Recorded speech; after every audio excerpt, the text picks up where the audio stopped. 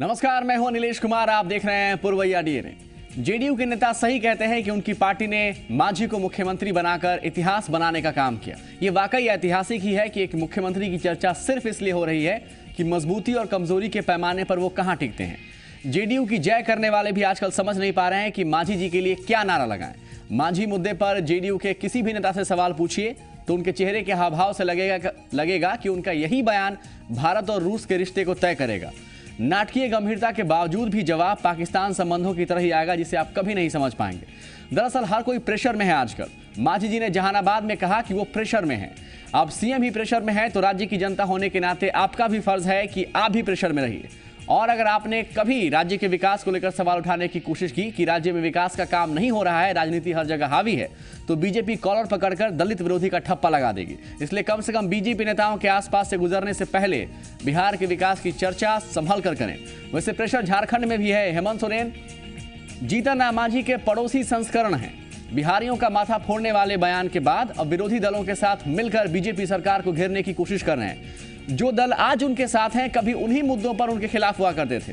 अब वो दल झारखंड की जनता को ये नहीं समझा पा रहे हैं कि रातों रात राजनीतिक दल से वो मोक्षदायिनी गंगा कैसे बन गए हैं।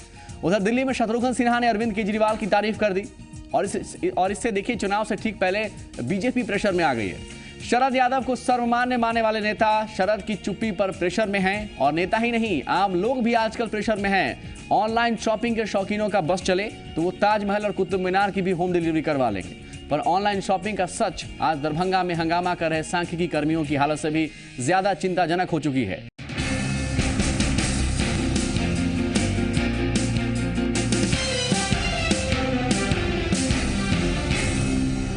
तो ये खबरों को समझने का सिलसिला शुरू करते हैं। बिहार के मुख्यमंत्री जीतन राम मांझी, उनकी कुर्सी की मियाद को लेकर ऊहापोह के हालात। और इस बीच जहानाबाद में मांझी ने कहा कि वो दबाव में काम कर रहे हैं। मांझी के इस बयान के कई मायने निकाले जा सकते हैं। हालांकि उनको लेकर पार्टी में दो राय अब साफ साफ हो चुकी है।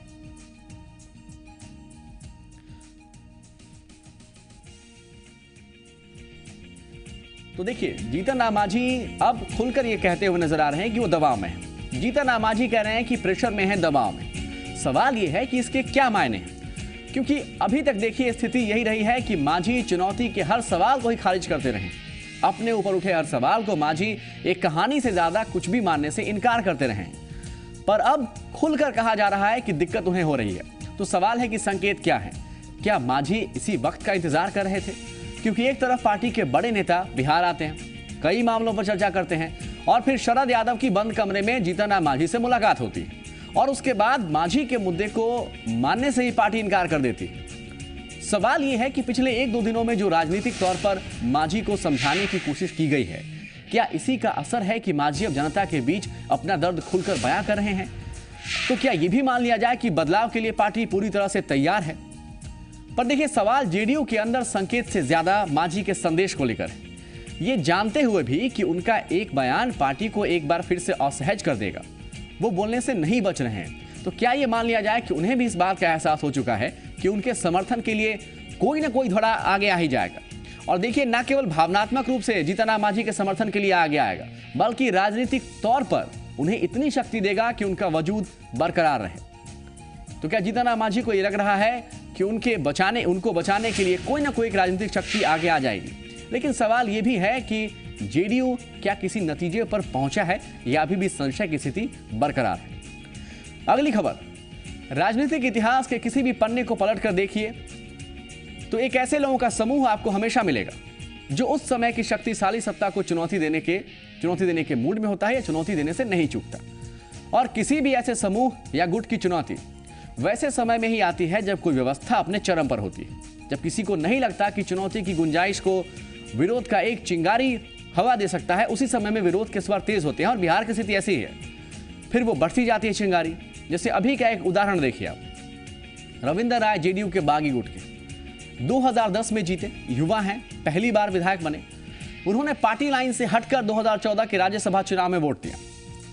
पार्टी ने पहले उनकी सदस्यता रद्द की, लेकिन हाईकोर्ट ने उनके पक्ष में फैसला दिया। रविंद्र राय समेत जेडीयू के तमाम बागी विधायक अब तक नीतीश कुमार पर हमला बोलते रहे, लेकिन बुधवार को हमारे कार्यक्रम बड़ी बहस में रविंद्र राय ने खुलकर पार्टी के राष्ट्रीय अध्यक्ष पर हमला बोला। ये पहली बार था। देखिए, का ऑफिशियल स्टैंड यह है कि शरद यादव को स्टैंड लेना चाहिए। आप कहिए, मैं इसको चलाता हूं। लोग देखिए, शरद यादव जी को जब एनडीए से गठबंधन टूट रहा था, सीधा जवाब दीजिए आप। वही पर आ रहा हूं। सीधा जवाब दीजिए। सीधा एकदम बिल्कुल स्टैंड लेना चाहिए स्टैंड एकदम बिल्कुल लेना चाहिए। कैमरे में देखकर एकदम बिल्कुल लेना चाहिए। शरद यादव जी को एकदम बिल्कुल स्टैंड लेना चाहिए। पार्टी के राष्ट्रीय अध्यक्ष हैं, उनको अपना जो पार्टी के लाइन है उनको अपना एकदम डिक्लेयर करना चाहिए, क्लियर करना चाहिए। ठीक है, आज दो कदम आगे और 2 कदम पीछे नहीं रहना चाहिए। बिल्कुल मैं लोगों की स्पष्ट लाइन लेना चाहिए, एकदम बिल्कुल आगे, एकदम लोगों के बीच में ओपन बोल रहे हैं। तो सुना आपने। हालांकि जब जेडीयू प्रवक्ता अजय आलोक से रविंद्र राय के बयान पर सवाल पूछा गया तो उन्होंने इस मुद्दे पर कुछ भी कहने से इनकार कर दिया। ये भी देखिए। एक तरफ आप उन्हें बागी कह रहे हैं, उसके बाद उनकी बातों पे इतना तरजीह दे रहे हैं। छोड़िए, हमने तो उन्हें निष्कासित कर दिया। वो हमारे दल से नहीं है। कौन है, क्या बोल रहे हैं? छोड़िए, कोई नोटिस लेने की जरूरत नहीं। अब देखिए, अहम बात है, नीतीश की पार्टी में उन्होंने काम किया। बागी विधायकों की बात करें, पर नीतीश कुमार ने शायद ही सोचा होगा कि उनके फैसले के खिलाफ 1-2 कार्यकर्ता नहीं बल्कि कई विधायक एक साथ मोर्चा खोल देंगे। ठीक है कि नीतीश कुमार और इन विधायकों के कद में बहुत फर्क है, पर नीतीश के विरोध के बाद पार्टी के अंदर की जो हकीकत इन्होंने बताई, उसी से मिलती जुलती घटनाएं दल के अंदर हर जगह आजकल आपको देखने को मिल जाएंगी। जैसे देखिए, पार्टी में दरार की बात इन्होंने कही और आजकल ये खबर आपके सामने है और ये बहुत हद तक सही भी होता दिख रहा है। अभी सवाल यह है कि रविंद्र राय से लेकर तमाम बागी गुट के नेताओं ने एक बात को लेकर हामी भरी थी। राज्यसभा चुनाव आप याद कीजिए, राज्यसभा के उपचुनाव के दौरान इस गुट का कहना था कि ये नीतीश कुमार के तो खिलाफ हैं, पर पार्टी के जो राष्ट्रीय अध्यक्ष हैं शरद यादव, उनके साथ हैं, उनका सम्मान करते हैं, वो जो कहेंगे मानेंगे। और ये पहला मौका था, कल देखिए, जब खुलकर 2 धड़े की बात सामने आई थी और पब्लिक डोमेन में पहली बार पता चला था इन बागियों के विरोध के बाद कि जेडीयू कोई अलग ऐसा दल नहीं है जिसके अंदर विरोध की स्थिति नहीं है। क्योंकि पहले यह मानना बड़ा मुश्किल था कि जेडीयू के अंदर भी विरोध है या नीतीश कुमार के दल के अंदर भी ऐसे लोग हो सकते हैं जो उनका विरोध कर सकते हैं या विरोधियों के लिए आरोप लगाने की कोई गुंजाइश पार्टी के स्तर पर हो सकती है। ऐसे संकेत मिले नहीं थे। तो ऐसे बागियों के बाद या ऐसी बागी गुट के सवाल के बाद यह पहली बार एहसास हुआ था। अब सवाल यह है कि वही बागी गुट जो शरद यादव के साथ था, वो शरद यादव के खिलाफ क्यों है? क्या वो शरद की भूमिका पर सवाल खड़े कर रहा है? और शरद यादव की भूमिका पर सवाल खड़े कर रहा है तो क्यों कर रहा है? क्या यह मान लिया जाए कि बागी गुट का मोह भंग एक तरीके से हो चुका है शरद यादव से और उन्हें एहसास भी हो चुका है कि शरद यादव नीतीश से अलग हटकर या नीतीश से इतर राजनीतिक तौर पर कोई भी स्टैंड नहीं लेंगे? फिर आप पूछेंगे सवाल यह कि शरद यादव, उन्होंने तो राज्यसभा उपचुनाव के दौरान भी नीतीश के खिलाफ कोई स्टैंड नहीं लिया था, जब ये बागी खुलकर कह रहे थे कि हम शरद जी के साथ हैं, लेकिन शरद जी उस समय नीतीश कुमार के खिलाफ नहीं गए। फिर उस समय सम्मान क्यों? इसलिए एक सवाल यह भी है कि क्या हम इस नतीजे पर पहुंच सकते हैं कि बागी गुट को पर्दे के पीछे से कहीं ना कहीं से कोई तो गाइड कर रहा है? हाल के दिनों में जिस तरह से बीजेपी के पक्ष में बोलने की शुरुआत बागी गुट ने की है, उसे एक बात तो साफ है कि बीजेपी के लिए सिर्फ सॉफ्ट कॉर्नर नहीं बल्कि पूरी तरह से जगह है। और अगर मान लीजिए अगर जगह है, तो क्या बागी गुट की रणनीति शरद यादव के बहाने पार्टी के अंदर मोर्चा खोलने की है? शरद यादव के खिलाफ मोर्चा खोलने से ज्यादा स्थिति भावनात्मक अपील की है। आज की तारीख में बागी गुट शरद यादव से भावनात्मक तौर पर अपील कर रही है कि शरद जी आगे आइए, स्टैंड लीजिए।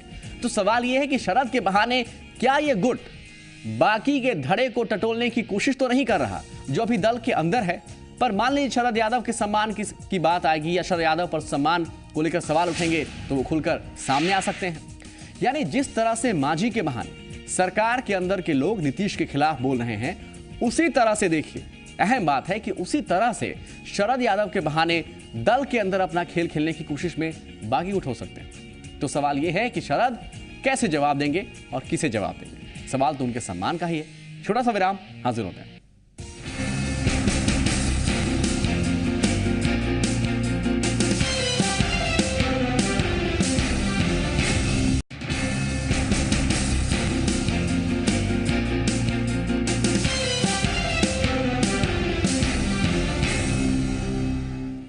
लोकसभा चुनाव के बाद बिहार में 20 साल तक एक दूसरे के कट्टर विरोधी रहे लालू नीतीश के दिल मिले। अब दल मिलाने की कवायद चल रही है। झारखंड में भी कुछ इसी तरह की राह पर सियासत है। यहां भी जेएमएम और जेवीएम के बीच देखिए नजदीकियां बढ़ रही हैं। दुमका में 3 फरवरी को हेमंत सोरेन के आवास पर हेमंत और प्रदीप यादव के बीच लंबी बातचीत हुई। तय हुआ कि बीजेपी सरकार के खिलाफ एक हुआ जाए। झारखंड की राजनीति में 3 फरवरी को दुमका में जो तस्वीरें दिखी वो पहले कभी नहीं देखी गई। क्योंकि जेवीएम की अब तक की जो राजनीति रही है उसके विरोध के केंद्र में शिबू सोरेन और हेमंत सोरेन भी रहे हैं। बाबूलाल मरांडी लगातार शिबू सोरेन के खिलाफ लोकसभा और विधानसभा चुनाव लड़ते रहे हैं। अब से पहले दोनों पार्टियों के नेता एक दूसरे के खिलाफ जहर उगलने का कोई मौका नहीं छोड़ते रहे, लेकिन केंद्र से लेकर राज्यों में बीजेपी के बढ़ते प्रभाव ने तमाम विरोधियों को एक मंच पर आने को विवश कर दिया। झारखंड में जेएमएम और जेवीएम का साथ आना इसी से जोड़कर देखा जा सकता है। यानी बिना लाग लपेट हम और आप ये कह सकते हैं कि बिहार की सियासी प्रयोगशाला में आजमाया गया जो प्रयोग है वो झारखंड में भी करने की कोशिश हो रही है। आइए हम और आप बात करते हैं झारखंड में विरोधियों के एक होने से क्या होगा इसकी। झारखंड के 14 साल के इतिहास में इससे पहले न मजबूत सरकार बनी थी न मजबूत विपक्ष ही था। 5 साल में सरकार सही तरीके से काम करे, इसके लिए मजबूत सरकार जितना जरूरी है उतना ही मजबूत विपक्ष का होना भी जरूरी है। अगर विपक्ष जनता के मुद्दों पर एक होता है तो सरकार पर दबाव बनेगा, वो निरंकुश नहीं होगी। लेकिन इसके लिए जरूरी है कि विपक्ष की नीयत सही हो और वो आपके लिए सोचे। झारखंड में देखिए, झारखंड में जेएमएम और जेवीएम के साथ आने के बाद लगातार वो कह रहे हैं कि वो जनता के लिए साथ आ रहे हैं। सियासत का सिद्धांत अलग अलग है, लेकिन हम जनता के मुद्दों को लेकर साथ आ रहे हैं। लेकिन सवाल नीयत को लेकर, सरकार को बेचैनी नहीं बढ़ानी चाहिए, सरकार को अपनी समझदारी बढ़ानी चाहिए कि भाई विपक्षी लोग क्यों बैठ रहे हैं।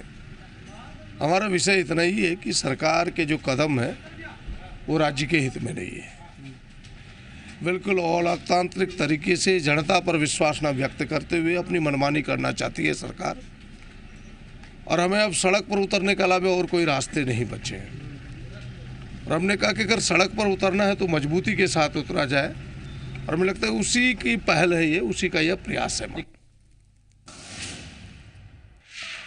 ये जो बयान सुना आपने, इसमें सवाल यही कि क्या सिर्फ जनता से जुड़े मुद्दों पर जेएमएम और जेवीएम एक हुए हैं? इनकी कवायद को देखकर ऐसा नहीं लगता। अगर जनता से जुड़े मुद्दों पर ये एक हुए होते तो आजसू से क्यों समर्थन मांगते? यहां आपको बताना जरूरी है कि आजसू का बीजेपी से चुनाव पूर्व गठबंधन है, वो सरकार में शामिल है। तो यहां सवाल यह भी है कि क्या झारखंड में रघुवर सरकार को अस्थिर करने की कोशिश हो रही है और अस्थिर करने और सरकार बनाने की कवायद हो रही है? देखिए, ये शक इसलिए जाहिर हो रहा है क्योंकि ऐसा संभव भी है। विधानसभा में संख्या बल पर जरा गौर कीजिए आप। विधानसभा की स्थिति है कि बीजेपी के 37 विधायक हैं, आजसू के 5 हैं, यानी रघुवर दास 42 विधायकों के समर्थन से सरकार चला रहे हैं। मतलब साफ है, रघुवर सरकार तलवार की धार पर चल रही है। इसी खतरे को टालने के लिए बीजेपी दूसरे दलों में संभावना ढूंढ रही है। जेवीएम से बात नहीं बनी, कांग्रेस के नाराज विधायकों को पाले मिलाने की कोशिश हो रही है। हालांकि इस मसले पर बीजेपी के नेता खुलकर कुछ नहीं बोल रहे हैं।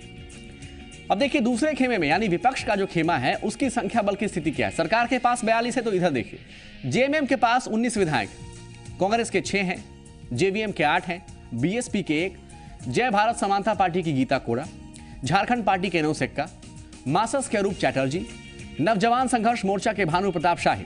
यानी छोटे दलों को अगर आप मिलाते हैं तो इनकी संख्या 4 है और माले का 1 विधायक। अगर विपक्ष पूरी ताकत को जोड़ दे तो संख्या होता है 39 यानी 39, सरकार से सिर्फ 3 कम। इस बीच जेएमएम जेवीएम ने आजसू को निमंत्रण भेजा था। अगर आजसू साथ आ जाता है तो संख्या बल होगा 44, तो सरकार अल्पमत में।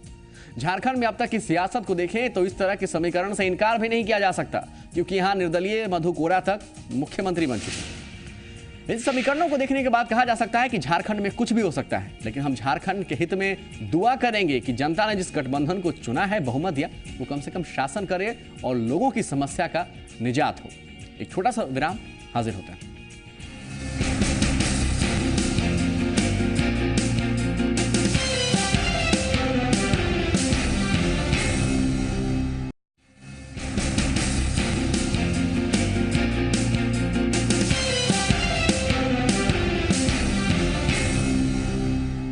और ये खबर आपके लिए बेहद जरूरी है, ध्यान से देखिएगा, क्योंकि हाल के दिनों में देखिए ऑनलाइन मार्केटिंग का कल्चर तेजी से बढ़ा है। हम और आप छोटे शहर से बाहर निकल कर आए हैं और बड़े शहर में आने के बाद ऑनलाइन शॉपिंग का जो ट्रेंड है वो लगातार बढ़ रहा है, लेकिन इसका नुकसान भी है।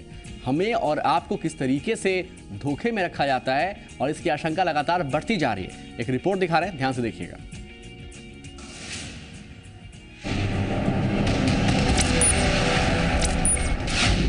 ठगी का हाईटेक तरीका, ऑनलाइन खरीदारी में रिस्क,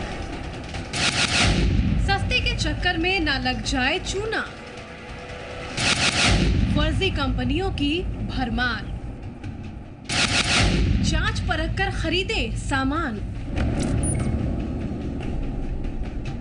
अगर आप ऑनलाइन खरीदारी का मन बना रहे हैं तो सावधान हो जाइए, क्योंकि सस्ते के चक्कर में कई फंस चुके हैं। ऑफरों की आड़ में कई ऑनलाइन कंपनियां लोगों को बेवकूफ बना रही हैं। हाल ही में रांची के दर्जनों युवकों ने प्रतिष्ठित वेबसाइट से पिछले दिनों 799 रुपए का मिक्सर ग्राइंडर खरीदा था। बिल पेमेंट करने के बाद कंपनी की ओर से बताया गया कि 10 फरवरी को सामान मिल जाएगा, लेकिन दूसरे ही दिन अलग अलग लोगों को अलग अलग कारण बताकर ऑर्डर कैंसिल कर दिया गया। ऑफर देखा था कि मिक्सी ग्राइंडर बहुत कम रेंज में मिल रहा था, तो हम लोगों ने ऑर्डर प्लेस किया। 2 से 3 मॉडल्स के ऊपर रेट बहुत ज़्यादा कम हुआ था, तो हम लोगों ने ऑर्डर प्लेस किया और कंफर्मेशन मैसेज भी हम लोग के पास आया। उसके बाद नेक्स्ट डे हम लोग के पास वापस मैसेज आता है कि आपका ऑर्डर रिप्लेस कर दिया गया है, वापस चला गया है कुछ प्रॉब्लम की वजह से। तो हम लोगों ने कंपनी को कांटेक्ट किया, तो उन लोगों ने बोला कि हमारा जो कोरियर का प्रॉब्लम है कुछ, जिस वजह से हम लोग आप प्लेस नहीं कर सकते हैं और ये ऑर्डर आपका कैंसिल हो गया है। भारत में ऑनलाइन खरीदारी की लगभग 10 लाख वेबसाइट्स हैं। उनमें से ज्यादातर वेबसाइट्स उपभोक्ता को रिझाने और अपने साइट्स के हिट बढ़ाने के लिए तरह तरह के ऑफर निकालते हैं। एक रिसर्च के मुताबिक 5 में से 1 वेबसाइट फेक है। समझा जा सकता है किस तरह से लोग सस्ते के चक्कर में पड़कर अपनी गाढ़ी कमाई लुटा रहे हैं। कानून के जानकारों का कहना है कि इस तरह के फर्जी वेबसाइट्स पर फिलहाल सरकार का नियंत्रण भी नहीं है।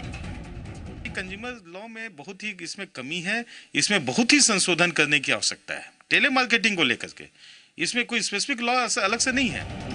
एक आंकड़े के मुताबिक ऑनलाइन रिटेल इंडस्ट्रीज ने बिहार में 1000 अरब का कारोबार किया है। 30 से 40% सालाना के रफ्तार से ई कॉमर्स का मार्केट बढ़ रहा है, लेकिन विश्वास पर चल रहे कारोबार में जब चीटिंग शुरू होगी तो कारोबार पर बुरा असर पड़ना तय है। सन्नी शारद, जी मीडिया, रांची। तो डिस्काउंट के चक्कर में किसी भी साइट पे सामान खरीदने की जो स्थिति होती है उसमें कूदने से पहले, और कूदना शब्द का इस्तेमाल जानबूझकर, क्योंकि डिस्काउंट देखकर लोग अपने आप को रोक नहीं पाते, उससे पहले आप ज़रूर उस साइट के बारे में जांच परख लें। साथ ही साथ किसी से भी आप सलाह भी ले सकते हैं उस साइट के बारे में, उस प्रोडक्ट के बारे में, या किसी ऐसे एजेंसी से आप संपर्क कर सकते हैं जो इसके बारे में आपको जानकारी दे सके। कंपनी के रजिस्ट्रेशन के बारे में जानकारी कर सकते हैं। और अगर इतनी चीज़ें ना कर सकते हैं तो कम से कम एक आसान काम करें कि मार्केट में जाकर उस प्रोडक्ट के बारे में डिटेल हासिल करें, मार्केट प्राइस से जोड़ कर दें। शायद नुकसान से आप बच सकते हैं। फिलहाल इतना ही। वीडियो देखने के लिए बहुत बहुत शुक्रिया।